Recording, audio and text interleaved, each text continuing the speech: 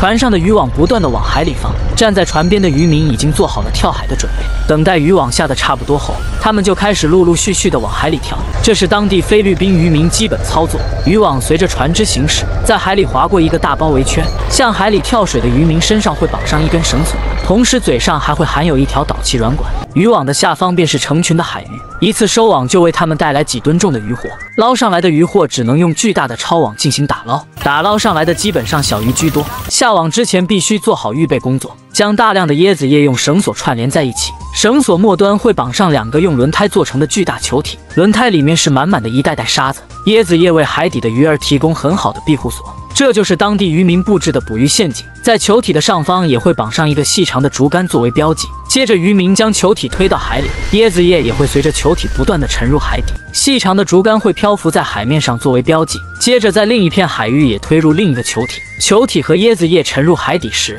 也会将细长的竹竿拉直。几天后，他们重新回到放置椰子叶的那片海域，船只围绕着陷阱行驶了一圈，渔网也会随着船只往海里放。渔民开始陆陆续续的从船上往海里跳，在中央处会有一位渔民将竹竿标记收回，船上也会有渔民负责将渔网放入海里。负责放渔网的工作也是非常危险，一不小心就有可能被绳索绊倒。整副渔网由2根巨大的麻绳进行牵扯，放完渔网后就可以将中央的竹竿收回，在另外一处捕鱼陷阱。另一艘渔船也围绕着陷阱将渔网放入海里。椰子叶陷阱为海底的鱼儿提供了庇护所，靠海吃海的渔民想出这种捕鱼陷阱，将海底的鱼儿一网打尽。船只围绕着陷阱将渔网不断的往海里放，当渔网放的差不多后，站在船上的渔民也开始陆陆续续的往海里跳。跳下水的渔民负责解除捕鱼陷阱，同时将渔网收紧，作为标记的竹竿也会解脱上来。坐在簸箕船的渔民会将竹竿收回，在水下可以清晰看到椰子叶附近聚集了大量的鱼儿。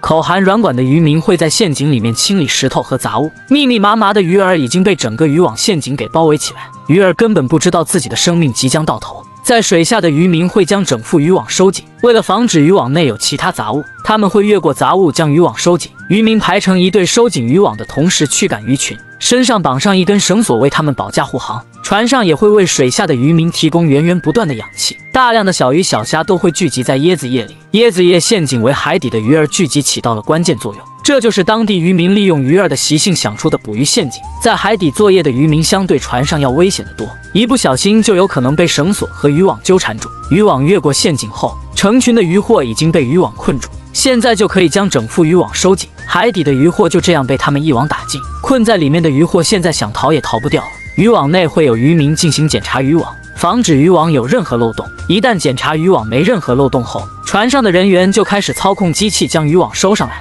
现代化机器不仅为他们提高了收网效率，而且大大节约人力的付出。收回渔网的过程中，船上的人员会将渔网整理拉顺，同时也会将渔网按顺序叠放好，为他们下次出海捕鱼做准备。水下也会有一位渔民整理渔网，方便他们收回。将大部分渔网收回时，所有的渔获都会困在狭窄的空间内，渔网内基本上小鱼居多。将整幅渔网收回到船边后，留下一个出入口，方便他们将里面的渔获打捞上来。从水下可以看到，里面的渔获开始不断的拼命挣扎，渔网内的渔获至少也有几吨重。随着渔网不断的收回，里面渔获的密度开始慢慢的加大。超大的抄网是他们打捞渔获最好的工具，钓机也为他们提供了方便。这一大抄网的渔获至少也有几百斤，打捞上来会立马放入船舱内。为了防止渔获到处乱窜，用渔网将入口处围住，将渔获倒完后会立马放入碎冰块，还在里面挑选出2条较大的鱿鱼。第二抄网的渔获反而少了很多，将渔获倒入船舱内，他们继续将里面的鱼打捞上来。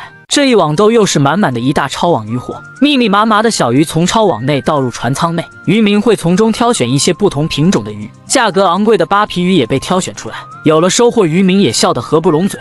接着另一抄网也是满满当当的被拖了上来，每倒入一抄网的渔获，同时也会倒入1-2袋碎冰块，这也是为了让船舱内的渔获保持新鲜。很快整个船舱也装满了渔获，收上来的绳索也被渔民按顺序的叠放起来。收网的过程中也会将挂在网里的鱼儿取下来，这些小鱼基本上是青鱼居多，最后剩下的渔获被他们合力抬了上来。